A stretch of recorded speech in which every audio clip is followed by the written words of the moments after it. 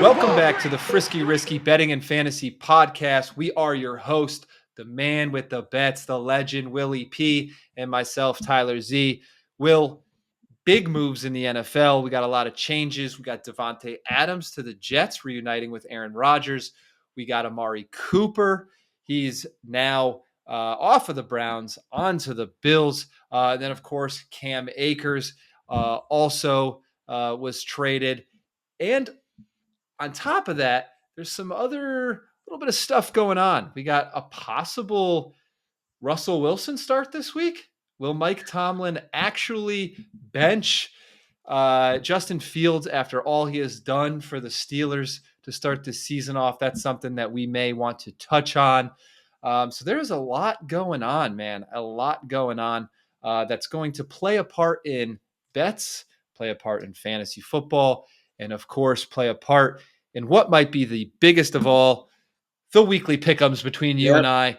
And so we are going to get started, however, with your money line and spread bets and total bets like we usually do. So Will, take us away. Give us some tasty bets for week 7. Well, the first one, if you want a risky bet, this is it. We're starting risky. And this is going to give away one of my pick'em picks. But again, you know me, and we have a new segment today. We're talking trends, but this is the first trend. I love to ride hot hands, and arguably the hottest hand in the NFL right now could be the Detroit Lions, and that is why I'm taking them on the money line on the road in Minnesota this week. This is the game of the week. I don't care what you say. We have the Chiefs playing the 49ers in the afternoon slate, but this is for the NFC North. It seems like two just, big teams, just head-on collision. Obviously the Vikings are 5-0, but I love the Lions on the money line at plus 110. It's only a 3-point spread from what I've seen. It might move a little bit more. We'll see, but obviously the Lions. I got 2.5. Yeah, I got 2.5. Yeah, obviously the Lions lost their star pass rusher, who is leading the NFL in sacks, and Aiden Hutchinson to a tib fib, which was just, I don't know if you saw that live, but it was gruesome to say the least. But the Lions got a swagger right now, Tyler, that I can't seem to shake, and especially going into the Big D and just laying it on the Cowboys on Jerry Jones' 82nd birthday. I love the way they look. Jared Goff has all the confidence in the world. That offense, is doing whatever they want. It seems like they're running triple reverses to touchdown passes to Sam Laporta. I mean, I just don't. They're just playing around. They're playing around, man. And they can't play around against this Vikings defense that's very good. But I do like the lines on the money line. That's definitely my riskiest money line bet of the day. But there's something about it, man. I just love the way the Lions have been playing. Jared Goff is 5-3 all time versus the Vikings. Granted, they have not been nearly this good every time he's played them in his career so far. But I just love the way the Lions look right now, and I have a hard time believing that the Vikings will beat them on Sunday. Granted, I do think it'll be a shootout. It may come down to a field goal, but for some reason, I just see the Lions getting over this hump and giving the Vikings their first loss of the season. Yeah, man, I like that bet. Actually, I also chose Detroit to beat Minnesota this week, so we are on the same wavelength there. I do worry every time a team just goes off the week before that they're going to have a little bit of a hangover the next week. They're going to pull an Alabama, if you will, against Vandy. But hey, Detroit has shown that they can do it. They've shown that they are the team to beat over the last 2 years with Dan Campbell at the helm. That guy's got that team right where he wants them. Yes, Aiden Hutchinson's a huge loss, but it doesn't mean that Dan Campbell won't bring someone else in. It doesn't mean that he won't have the next man up ready.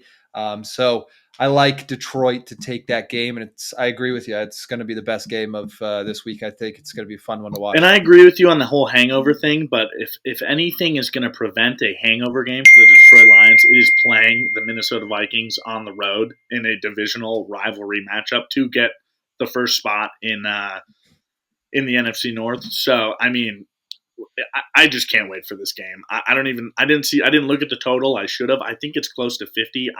They should smoke that, especially with 40, yep, 49 and a yeah, half. That's what I exactly. got. So I think they should smoke that.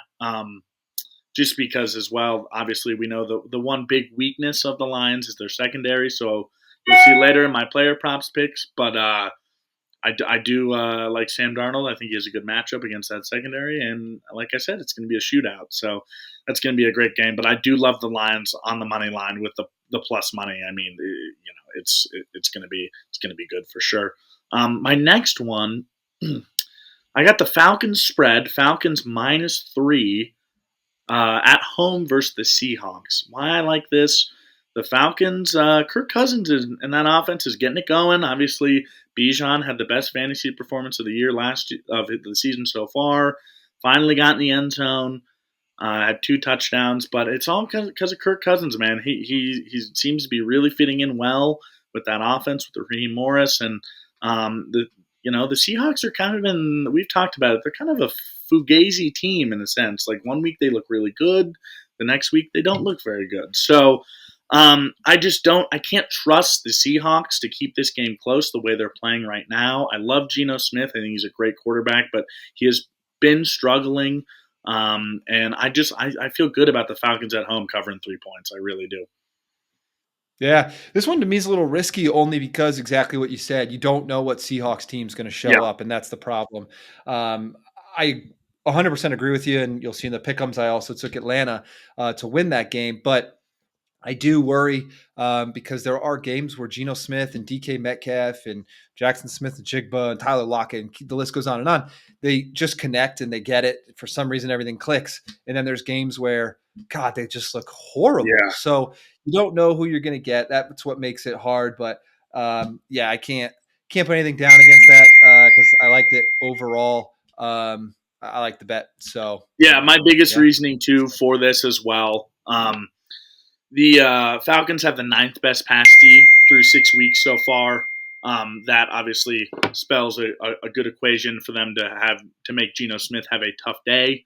And as we know, if Geno Smith is struggling, they don't do as well. Obviously, Kenneth Walker has been an absolute wagon and engine for them of that offense. But if you're shutting down the pass and it's tough to run the ball, so you got to have a good balance of both. So yeah, I love the Falcons on the spread for sure. I do have to apologize because I did talk a lot of shit about Kirk Me Cousins too. this I know. offseason. Now, I will not go back and say that I agree with the amount of money they No. spent to get him, but he is, leading that team to a good record Mm-hmm. currently. An Atlanta team that needed a good quarterback with all the pieces they had around Mm-hmm. it. So good for him. I still think 180 million was way too much money for a 36-year-old coming off an Achilles. I think you could have got him for less, but here we are. He's at least doing his job Yeah. and getting wins to earn that money, which there are quarterbacks and other players on some of these teams who are not doing that. Trevor So Lawrence. Yeah. Mm-hmm. Yeah. Trevor Lawrence, Deshaun Watson, the list goes Oh, on, but mama. hey, he's at least doing his No, job. 100%. 100%. My next one, I hate that I have no beef against the Dolphins, but we all know where they're at right now. They're in shambles, and it doesn't sound like Tua's coming back again this week, as I hope he's not. I don't think he should come back. He can't. He can't Oh, until that's right. You're week right. 8. My bad. Yeah, he's on IR. But either way, I don't think he should come back in general, but that's a segment for another day. This being said, I love the Colts at home to cover 3 points against the Dolphins. Regardless of who's playing quarterback, it sounds like Anthony Richardson's coming I back. think Richardson's going to finally be back. That's what they Yeah, said. which I That's what kind of all hate the teams. because again, dude, Flacco has just been playing out of his mind. I mean, it is incredible what that dude is like a fine wine. He just gets better with age, and he seems to really enjoy what he's been doing. That being said, it sounds like I've been checking on it because I do have Jonathan Taylor on a fantasy team. He obviously has missed the past 2 weeks with that bum ankle. Hopefully, he will play. Even if not, I just can't put any money on the Dolphins with where they're at offensively right now and defense as a team, but especially offensively. I think the Colts will come in and handle business and cover the spread at -3, and that's why Vegas has it listed right now as -1 at -125 for them to cover the spread. So I love the Colts on the spread. I think it's pretty much a no-brainer, and I would be shocked if Miami somehow makes that game a shootout. Yeah. Well, we're just going through our pick'ems Yeah, now. pretty much. But Yeah, yes, I agree. I have the Colts. I do. We'll see how Anthony Richardson plays when he returns this week. I just hope he keeps throwing the ball to Josh Downs, like Flacco was, because I have Downs, and I'll actually put him in this week, and then all of a sudden he'll get to like one target or something. But that team has been playing well. That offense with Flacco at the helm has been really clicking. So we'll see what they can do if that's changed. But yeah, Miami, until they figure out some type of offense, I can't go. I can't go with them. So yeah, makes sense to me, man. yeah. I like And it. my final one, I don't love this number, but I just have a feeling in my loins that the Ravens are going to cover 3.5 on the road on Monday Night Football in Tampa Bay. I know Tampa Bay put up 50-plus points again last week. That offense looks good. Tampa Bay, to me, though, is kind of like the Seahawks in terms of they're very wavy, up and down. And it's tough to bet against the number one offense in the NFL in the Ravens. They're number one overall. They're number 8 in passing offense with Lamar Jackson at the helm, and they're number 1 in rushing offense, as I'm sure many of you could guess, given that they have the king himself, Derrick Henry. So I just Saints defense the Bucks defense is serviceable. But I love the way the Ravens look right now. Another trend, if you will. They look hot. They're finally, after a tough start to the year, they've gained a lot of traction, and I think they're moving in the right direction. Mark Andrews caught a touchdown pass last week, so there you go. He finally might be a factor. Of course, I drop him the week before, and then he does that, and I saw him catch that, and I almost threw a cup of water because I was so upset. I was like, of course. I had to know it was coming as soon as you dropped it. I know. You have to know. I know. You can thank me, everyone. If you had him on your team, you're welcome. I'm doing the Lord's work. But yeah, the 3.5 scares me a little bit. But I just, for some reason, have a feeling in my gut that the Ravens are just going to come out swinging again. And that defense is good enough. They're kind of, they're kind of like the Seahawks with their secondary. With the Lions with their secondary. It's definitely the weakest part of their team in terms of the Ravens secondary. But that offense is too good and too high powered. I think they'll be just fine against Tampa Bay on the road on Monday. Yeah, that's a hard one. I actually think Tampa Bay is going to stick with them for the game. 3. What is it? 3.5. 3.5. I know. It's a low number, so I want to agree with you that Baltimore is going to be able to cover that. But at the same time, Tampa Bay has been crushing it, so that's a risky one for me. Yeah. I think honestly, a less risky is that they'll be over the 49.5. Yeah. But we will. I got Baltimore winning that game for sure. But I think it's going to be close, especially it being in Tampa. Now, we talked about it last week. Tampa was playing for something a little bit more, after the storms and their, city and everything. And last week, and they showed that. And we'll see what happens this week when they're back finally at home. So that's going to be a fun game to watch. I mean, we got one really, really good game, I feel like, in every tier, other than maybe Thursday, because who wants to see Denver play New Orleans? It's going to be a great game. But we're going to blow them out. But we're going to blow them out. Well, that one and the 6:30 a.m. Pacific London game, the battle of the bottom. But it's going to be a good game between Baltimore and Tampa, so I'm excited for that. And again, why do they do it? Does it have to do with bye week or something? Why are they doing another doubleheader on Monday night? It's just so random to me. Yeah, I just don't understand. I'm not mad, but at the same time, I'm like, why don't we just? I don't like it. I don't like a doubleheader on Monday. Why don't we just take that Cardinals Chargers game and put them in the afternoon slate? Why don't we do that? Yeah. It just seems so silly. Put them somewhere where I don't have to watch them. Yeah, literally. Oh man. maybe. God, especially if Arizona doesn't have Marvin Harrison Jr. If he's still out with that concussion, ugh, yikes. Yikes is Um, right. But well, I like it. There Yeah. are your money line spread bets from Willie P. We move on to a new segment of betting Yep. trends. Willie P, one trend that goes very well with your first money line bet in Detroit is some recent road underdogs against the spread, man. Yeah.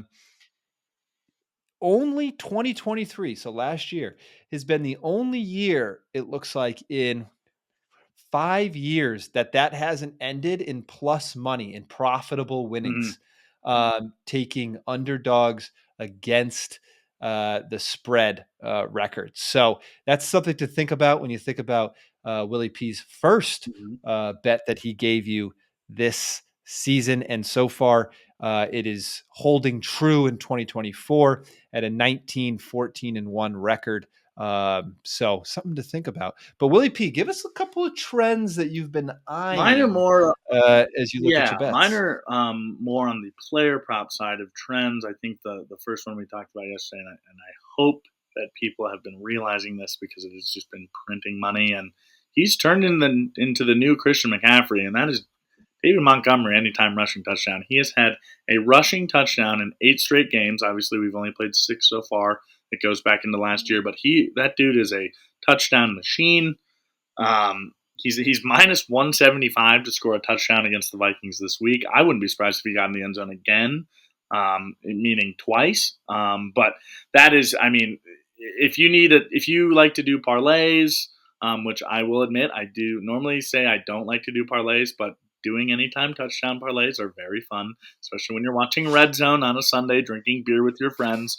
Um, he is definitely pretty much dang near a lock to throw in if you want to do him for a leg. Would I take him on a single? No, probably not, because minus 175 is just, Not it's worth it. not worth it. But that is just one trend that has just been blowing my mind. And we said it from the get go. It's on our social media. That was one, I think I think it was a preseason prop for week 1 was him to get in the end zone, and he did. But that just the trend of 8 straight games with a rushing TD is incredible to me, and something to keep an eye on for sure. I'm sure he will find some regression at some point, but right now we all know that he's RB1 in that backfield, in a backfield where it is a 2-headed monster. But I mean, like I said earlier in the year, when they get in the red zone, they give it to one dude, and that's David Montgomery, and he just finds his way in there. So, but my next one is in this same game actually. Justin Jefferson has had 6 catches in 3 straight games. Now, I've been waiting to see what his over-under for receptions will be this week. Knowing that trend, it's definitely probably going to be 6.5. It might even be 7.5 because Yeah. Vegas loves to screw people over, and obviously they are a for-profit entity. So I wouldn't be surprised if it was closer to 8. But just something to keep in mind. He's done it in 3 straight games. Obviously, we know what they have been doing in Minnesota. I will be the first one to admit I did not think Justin Jefferson was going to have as good of a year as he's been having, given that Sam Darnold we knew was going to be his It's crazy starter. how well he's doing compared to some of these other top tier receivers who Oh, have quarterbacks it's that, outrageous. we thought would be doing And great. everybody's always like, Justin Jefferson isn't the number 1 wide receiver in the league. It's like, well, he's making a pretty good case for it for sure. Yeah. So again, I don't know what that line is yet. I hate how Vegas loves to just be tricky little bastards and not. It's Wednesday morning. We got a game tomorrow. Why can't you have the lines out? I do know his over under for yards was 91.5. Yep. I'm not telling you to take that. I feel pretty good about that though as well. We know what he likes to do. He's a deep threat. I mean, he's an all around the field threat, but That's crazy, dude, to think his over under is 91 and a high half. number. That's what I'm worried about. But again, you never know. He could break one big one, and he loves to just work whatever part of the field he wants. But just keep that in mind. Justin Jefferson is on a 6 catches or more streak for now 3 straight games. I think that will completely continue.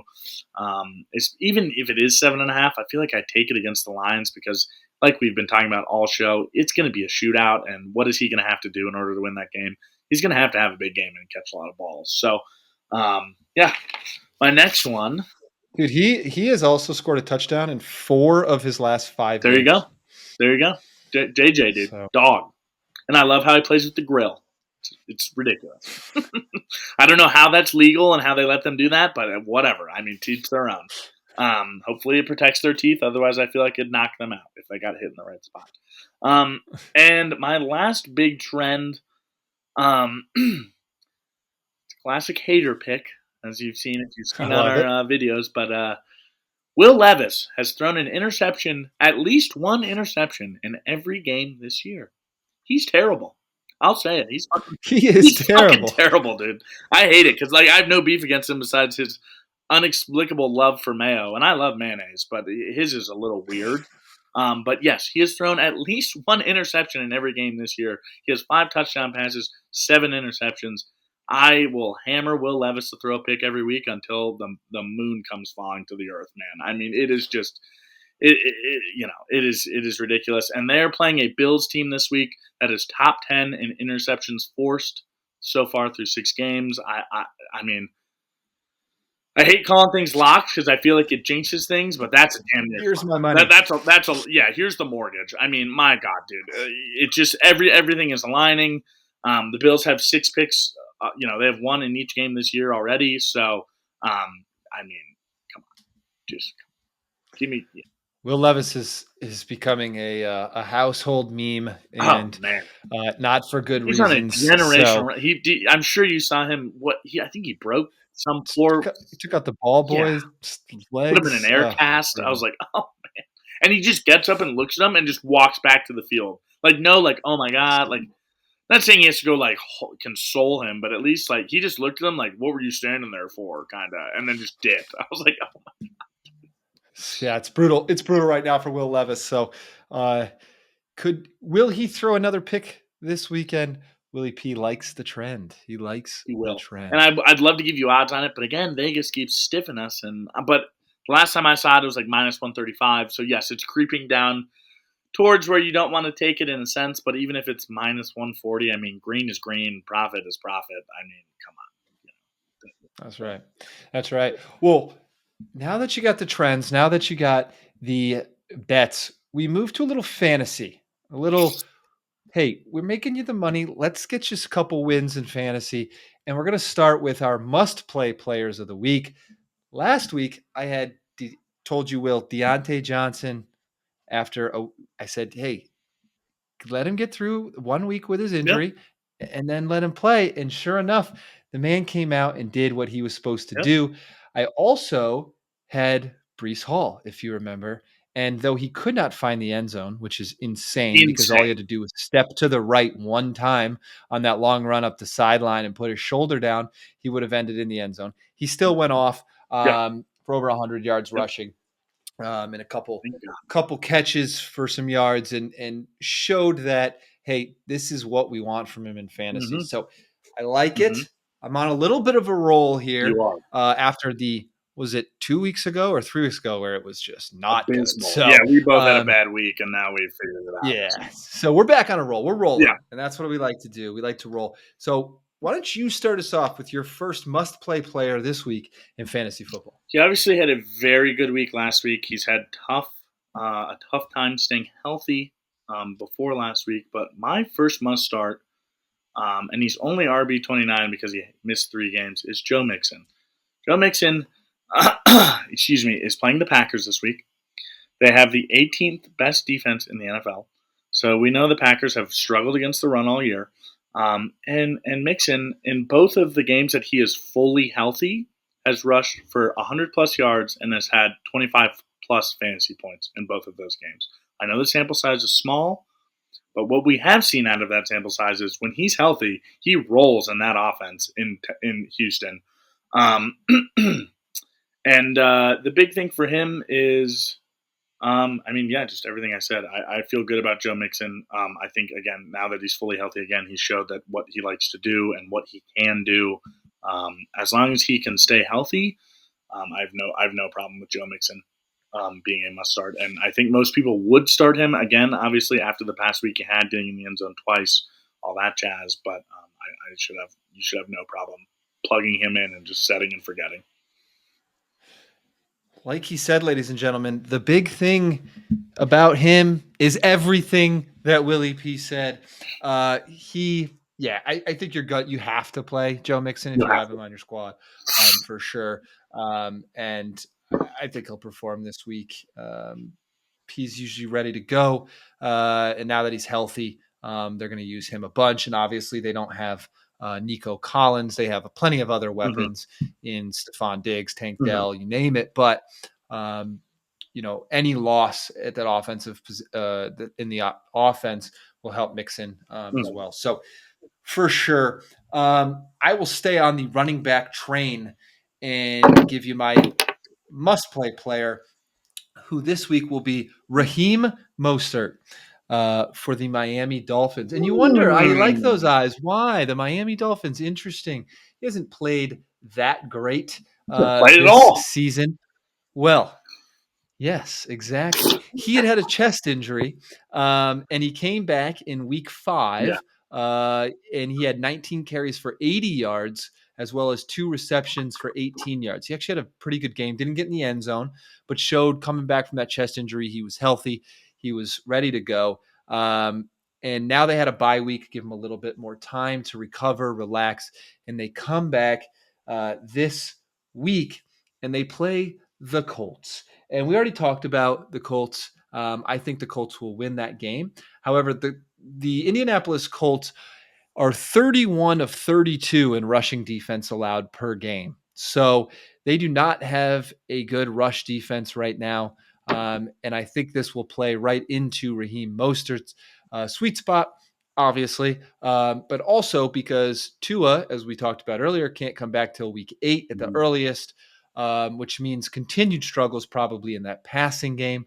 So we'll have to lean on Raheem Mostert a little bit more.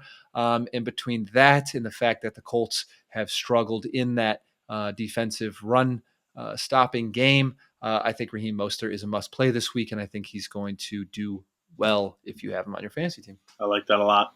I think A-Chain might be playing as well, but he is He listed as finally had a big questionable. practice. Yeah, He finally had a big practice. I think a full practice. It might be coming back.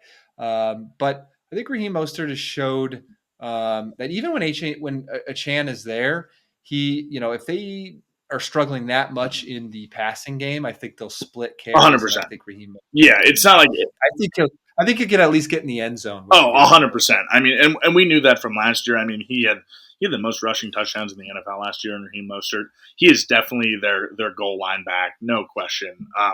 And even if they do split carries, I 100% agree. I think Raheem Mostert is a must start as well.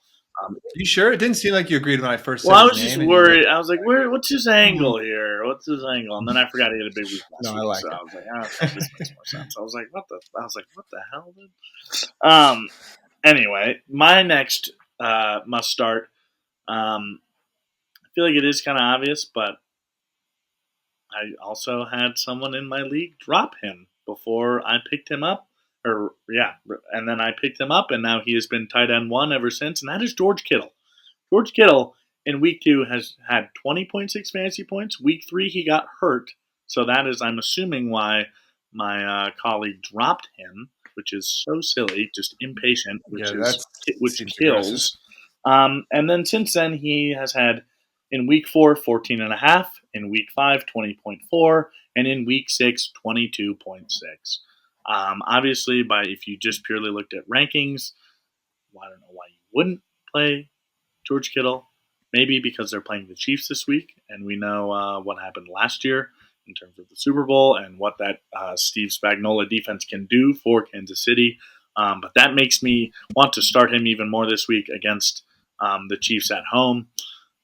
George Kittle is an absolute wagon. It looks like he is really coming to his own with Brock Purdy again. That connection is nothing but budding and has grown into a beautiful, beautiful touchdown flower for him, especially since Deebo Samuel is back as well. I was a little worried that Kittle's production was going to go down, but it has done the exact opposite. And I think he's going to have to continue what he's been doing these past couple of weeks if they're going to want to beat the Chiefs at home this week in a big game. So I love George Kittle this week. And the Chiefs actually have the worst defense against tight ends in the NFL. So another big reason why you should start George Kittle. There you have it. Little George Kittle tight end action. And look at this. It seems to be playing out just perfect because my second Mark Andrews. must play player is also a tight Mark end. Andrews? It is not Mark I Andrews. was like, you gotta be fucking It is kidding not me. Mark Andrews. It is none other than David Njoku Oh of yeah. the Browns. Oh yeah.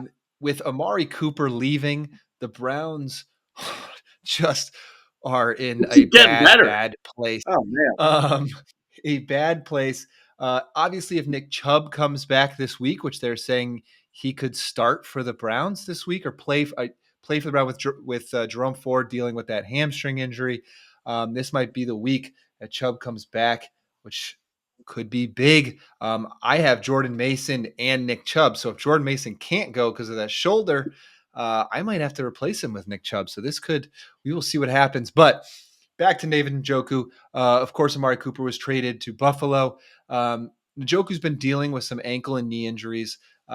He's quote unquote healthy again. I still think he's got some knee stuff going on, but he's out there, he's playing, he's grinding through it. The Bengals are 14th in passing defense, so not terrible by any means, kind of in that mid range. But what they are not great in is red zone defense, where they're 25 of 32, and it's about a 65% red zone to TD ratio for their opponents. So I like if the Browns can somehow get in the red zone. That's the only caveat to this is the Browns have to get down the field and into the red zone. But if they can do that, I like David Njoku to find pay dirt at least once this game because I think he's going to get a lot of targets this week. And if you are in a PPR league, of course, or even a half PPR, I think he's even more of a play because of the target share that he's about to accumulate thanks to Amari Cooper's departure. Yeah, I agree. And I feel a little more optimistic after watching the Browns hanging with the Eagles. Granted, the Eagles are kind of fraudulent, and Nick Sirianni needs to leave to be nice. But they played well, and I feel good about that. And because who's the only other guy that's going to get targets? Jerry Jeudy. Granted, I'm biased because we drafted him with the 4th overall pick and could have had, I don't know, someone. He could get targets if Jerry Judy's on. If no one has Jerry Jeudy in your league, you may want to go grab him. Yeah, no, straight up, that dude might eat. If Deshaun Watson decides to show up and like mentally be all there, and I thank my stars every day. I'm not a Cowboys fan. I'm not a Browns fan. I respect the hell out of Browns fans because them, like Jets fans, will always support that team. But God, they're fucking terrible. I think I'd rather be a Browns fan than a Cowboys I would fan, too. though. Because at least You're bad. going into they're not going to be good. Cowboys fans always, it's like this year, This could be it. we've paid the 2 guys we needed to, plus we got some other guys around them. This could be it. And then you're just terrible. I'm sure you saw. Did you see Jerry Jones threaten to make that? Yeah, the journalist. What a joke. Yeah. I'm sorry. And then he came out today and said that they're not going to make any moves by the deadline. I'm like, dude.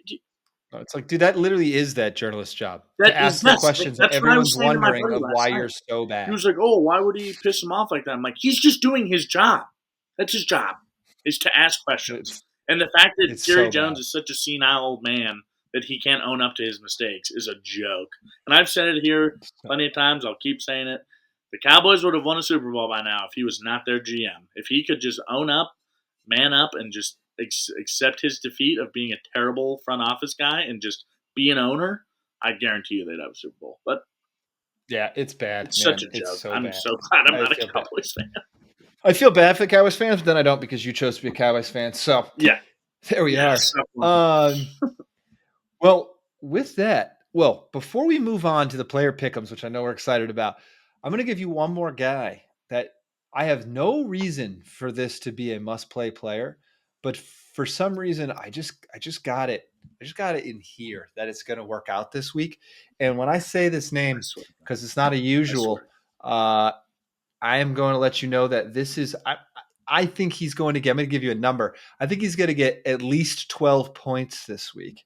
And that person is kicker Jake Elliott for the Eagles. I think for some reason he got one blocked last week, and the Eagles have struggled. And we just talked about how much they've been struggling.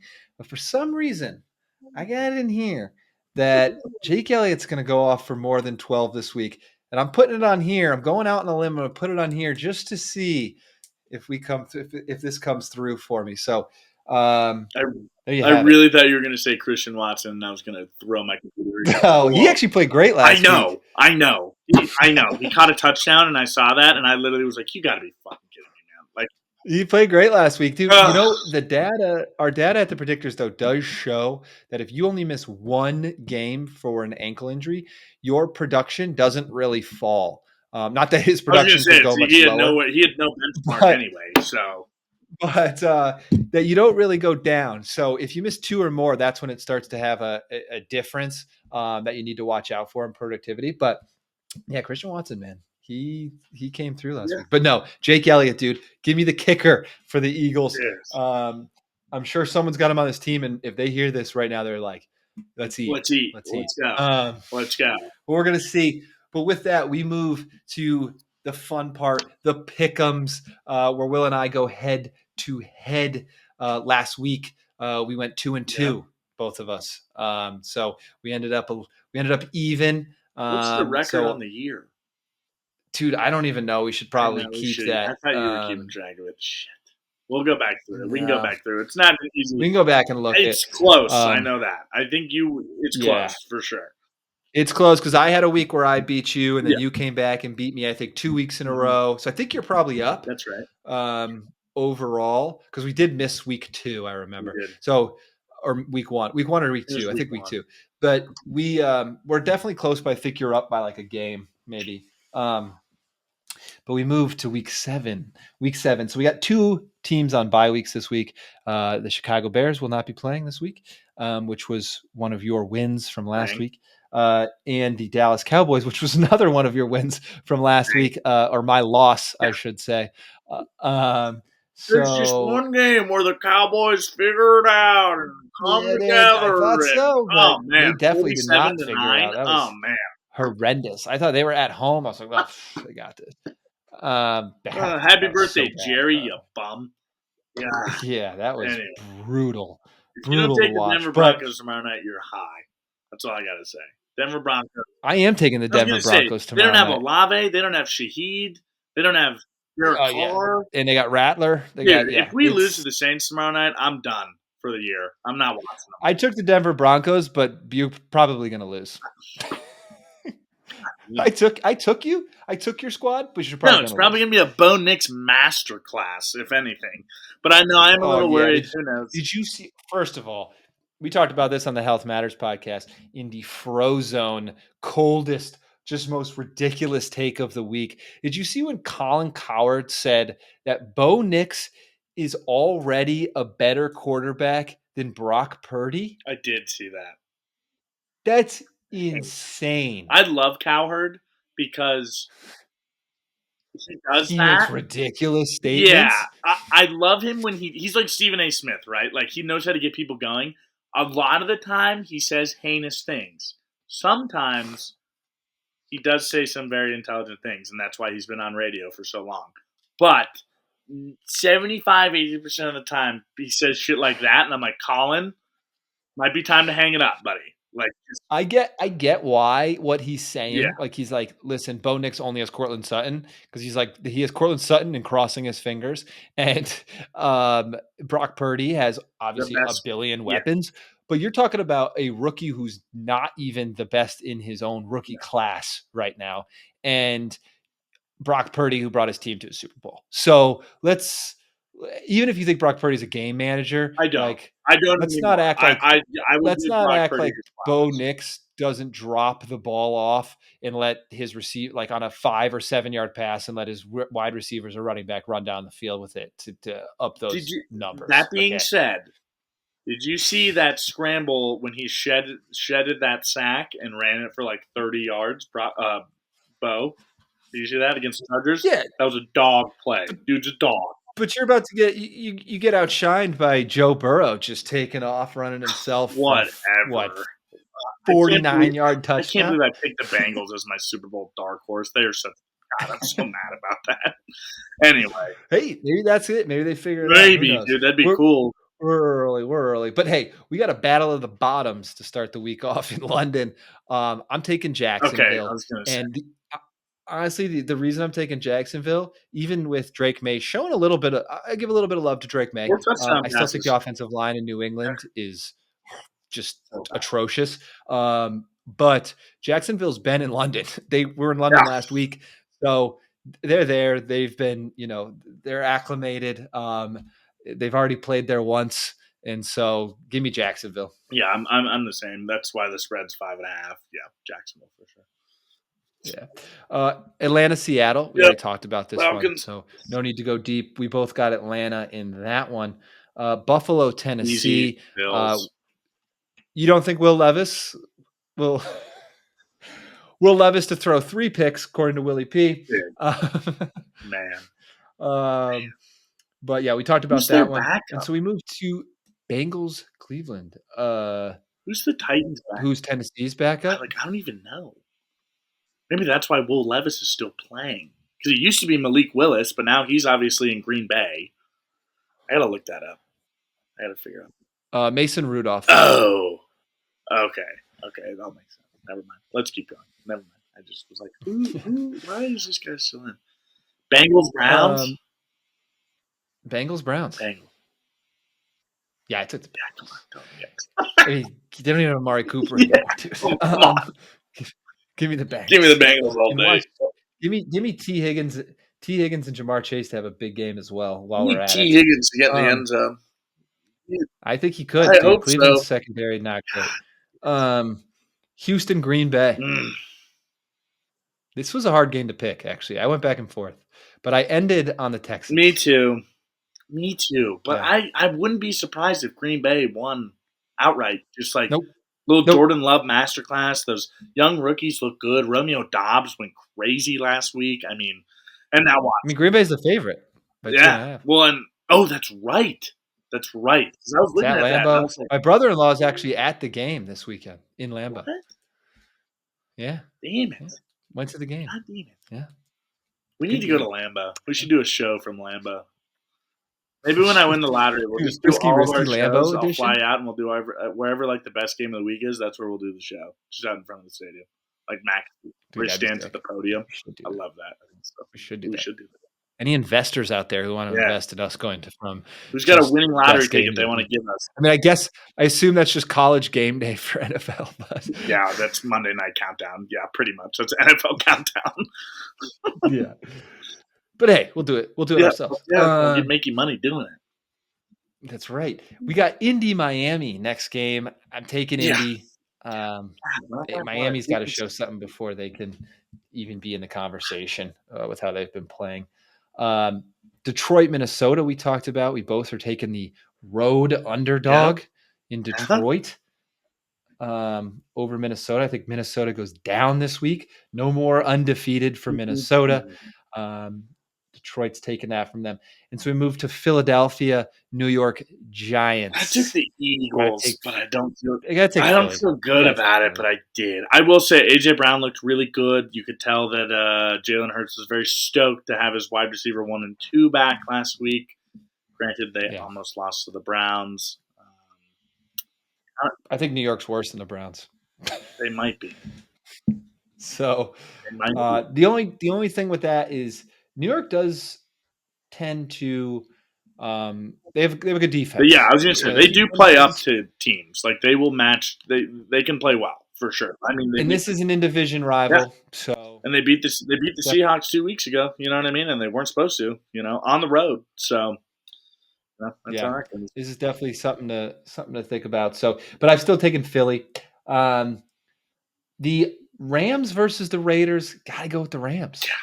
Yeah, Raiders offense is just lost. I mean, Aiden O'Connell did look okay against the Steelers.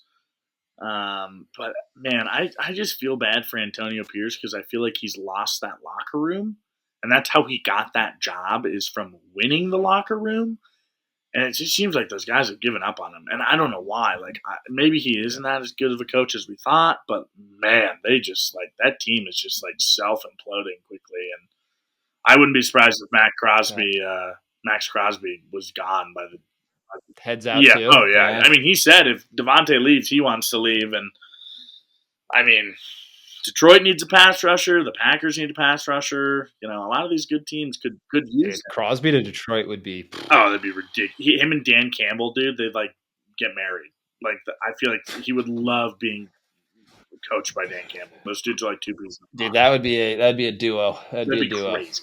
Anyway, Washington, Carolina. I mean, no come on. brainer. Yeah, no brainer. I mean, I think we have to say it. I think everyone knows who we're picking, Unanimous. and it's not Carolina. San Francisco, Kansas City Chiefs. I hate that I picked this, but I did. And I picked the freaking Niners, and I think they're gonna lose. I just like the Chiefs keep Bro, getting. I picked the Niners. Damn it, dude! We're not gonna have any as well. differences this week. I'm gonna be pissed. I know San Francisco though is at home. Yeah. The only reason I was even thinking about changing was because I was like, well, I already picked Minnesota to stop. You know, this would be the last two undefeated teams. Yeah. Will the NFL allow that? But in the same weekend, but I do. I like the Niners over. Now, the only caveat to that is if Jordan Mason can't play, the Niners backfield is a little bit in trouble. Who's the next man up? I think it's Isaac Guerrero. Oh, He's a rookie. Yeah, that's right. Yeah. So that's going to be interesting to see what happens. But I did take the Niners. Yeah, I did too. Well, and the only reason I hate it is because we all know who loves the Chiefs more than anybody, and that's Roger Goodell. And call me a crazy whack job, but Chiefs have gotten bailed out a couple times this year. Late game. I wouldn't be surprised again if they get bailed out again in this game. So I did pick the Niners though too. I feel like they're at home. I think things are starting to click. They're getting their guys back, stuff like that. Yeah, it should be a good game. Someone's got to take the Chiefs down. Somebody. We need a hero. And then we got the night game. Jets, Steelers. You want me to go or would you like to go? Okay. This was actually the hardest game for me. Too. I went back and forth. I tried to look at everything back and forth. I landed on the New York Jets. Damn it, dude. We're not going to have any differences this week. God damn it. I took the Jets as well. Mainly because I got Devontae Adams. If Devontae Adams practiced today, and so they think he's going to play. I know they said they think he's going to play. And my thing was, even if he knows nothing about the Jets offense, you put him out there and say, just go run a route. It at a bare minimum takes something away from the defense having to guard Wilson. So at a bare minimum, Garrett Wilson now isn't the only one just getting absolutely, double teams by these defenses. So I think that opens it. You got Breece Hall. I think they figured out, and my other reasoning behind it was all this crap with Russell Wilson. That if Mike Tom, we talked about it, I think it was this offseason, who's going to start, Justin Fields, Russell Wilson. And at first it was going to be Russell Wilson until he got hurt. And we said, hey, listen, Mike Tomlin knows what he's doing. He's done this a long time. He's got, always over 500. He gets it. If he picks Russell Wilson, then it makes sense. If he puts Russell Wilson in instead of Justin Fields, everything I said in the offseason can get thrown out the window because he's an idiot. This is a guy who has brought your team to a 4-2 record. Yeah. And mind you, the two losses, both of them were by 3 points. Yep. 3 points. And so, no, you haven't gotten blown out. You haven't, you have been able to stay in the game. He's been great under pressure. He's been able to extend plays. And I don't know. I'm just appalled that they would even think about doing that to ruin Justin Fields' confidence. Because that's what it's going to I feel the same exact way. I'm sorry, I'm on my phone. I'm just looking. The last time I saw was talking with my buddy about this yesterday, and the last time I saw Justin Fields' completion percentage, it was like 70%. And I'm like, that's Yeah. heinous. You know what I mean? Like, just for him, for what he has done in his career. And the fact that, again, everything that you've said, it's okay. His completion percentage is 66.3. That's incredible for Justin Fields. And everything, I'm agreeing with everything you said. The fact of what he has done, they have a winning record. Obviously, that defense is very good, but like, he's made Najee look better. Like, everything looks better. Obviously, George Pickens is George Pickens. He thinks he's always effing open, and he's not.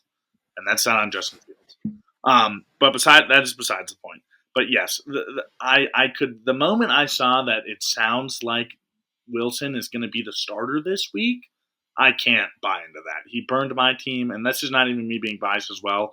We've seen what Russell Wilson can do. Obviously, he had a much better season last year in Denver, and Sean Payton gave up on him, and so did the organization, whatever.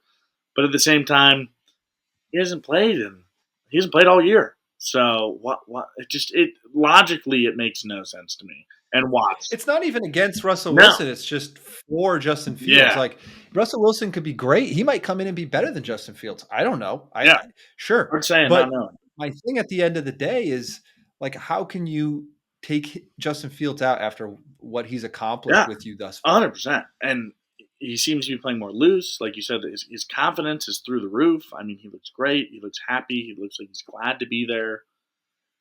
And if I was him now and they keep benching him, I'd be like, dude, get me out of here. Like, this is like, dude can't just catch a break. It's terrible to see. It really is. So we'll see. But everything I've seen, it sounds like Wilson's going to start, which is just heinous to me. We'll see. But if Wilson starts, then really give me the New York Jets. Yeah. Yep. And then we move to Monday night, the doubleheader. A little birthday doubleheader for the boy right here. Oh, yeah? Birthday doubleheader, dude. Oh, shit. Little birthday D-header. Which means I'm going to get both of these right. Baltimore over Tampa Bay. I'm taking Baltimore. Yeah, me too. Which we talked about earlier, even though Tampa Bay's at home. And then you got to take the Chargers, right? I mean, damn, dude. We went down the full slate, not one difference. So it looks like you will continue over one week. It's like a bye week for us. You will continue to be at ahead by a game or whatever it is, as we have the same ones. So next week we'll talk about how right or how wrong. I guess, we were, we'll tell the record of how we did, but yeah, I don't know why the first couple. I mean, and it's always kind of this way in the NFL season. Yeah, before you thought we were gonna have some differences. I really did. I don't know why, but I guess I mostly thought like Texans, Packers. What else? Kansas City, Kansas City, San Francisco. Maybe like some Jets, Steelers for some reason. I don't know, but I don't know how you couldn't take the Chargers. Justin Fields is looking a lot more like he used to be in terms of Justin Herbert. Yeah, like he looks good. Obviously, the Chargers are the most run-heavy team in the NFL. One of the most run-heavy teams in the NFL. I did see today that they let him slang it though. Beginning of the game last game, he looked good. Granted, my boy PS2 was out after the first play of the game, but he did look very good. Well, Quentin Johnson missed a quarter. Yeah. I mean, Lad McConkey was out every 5 plays. Yeah.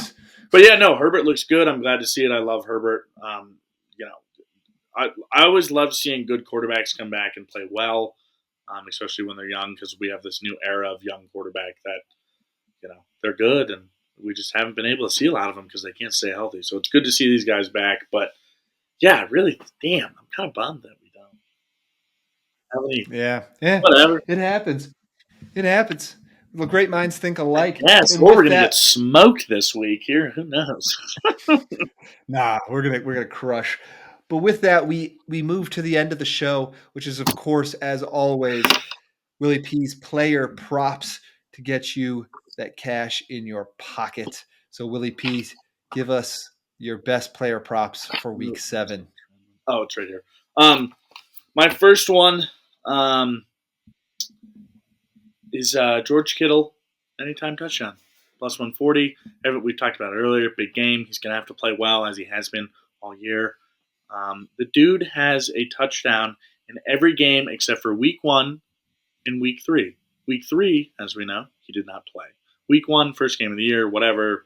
A lot of people were hurt, had to figure some stuff out. Normally how it goes. Anyway, I love the value at plus 140. Everything I've said about George Kittle today should make you feel the same way. Obviously, he is one of Brock Purdy's favorite targets besides Deebo Samuel. And as long as Ayuk keeps struggling, I have no problem with George Kittle getting in the end zone. Can't wait for Ayuk to go off for like 150 yards and Kittle doesn't even get looked at.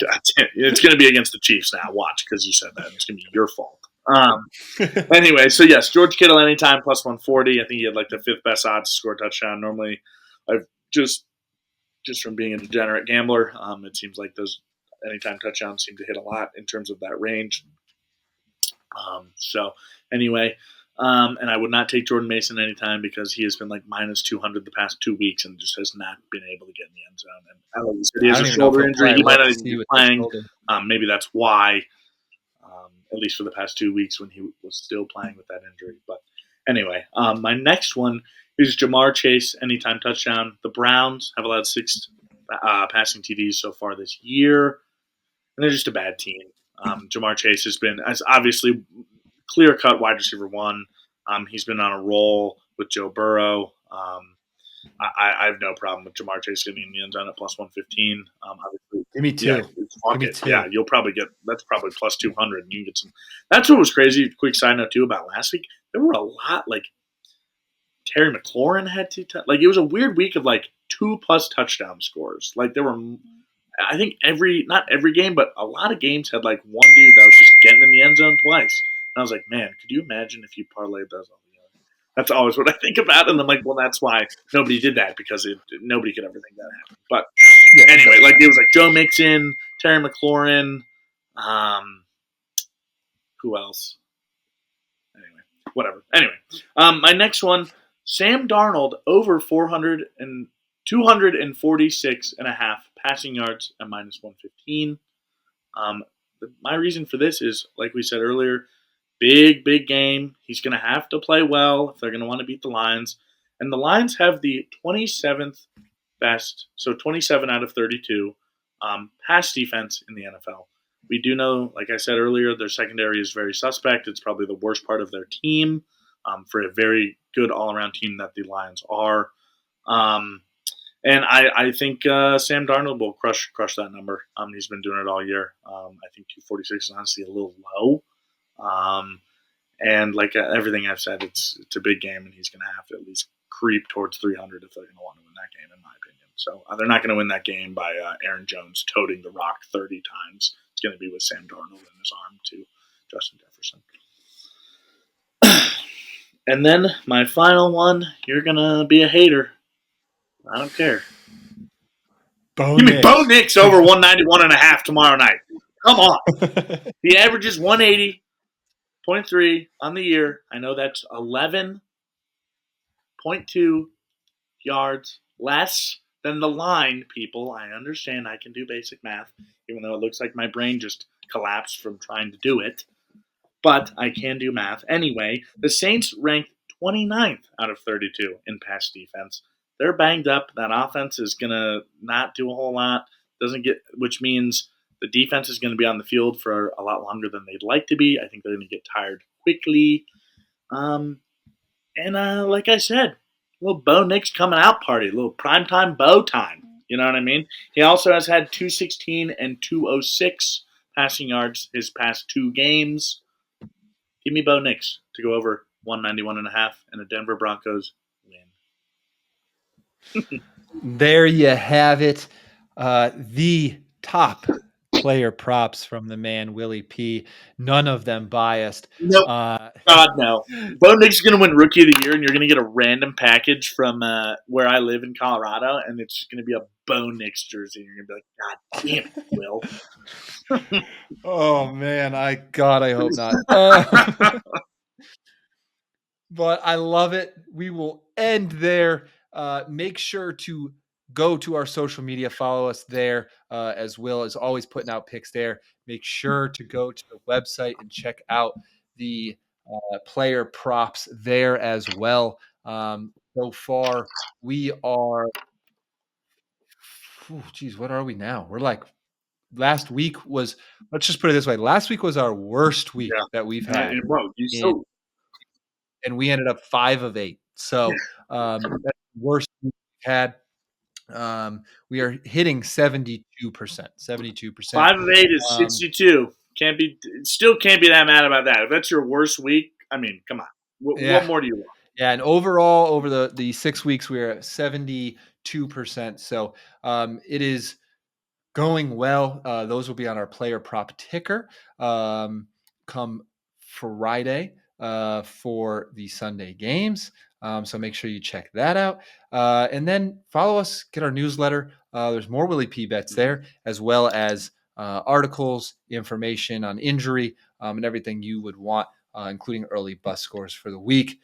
So again, thank you for joining us. It is October 16th, 2024. We will meet you back here next week for another episode of the Frisky Risky Betting and Fantasy Podcast. See you then.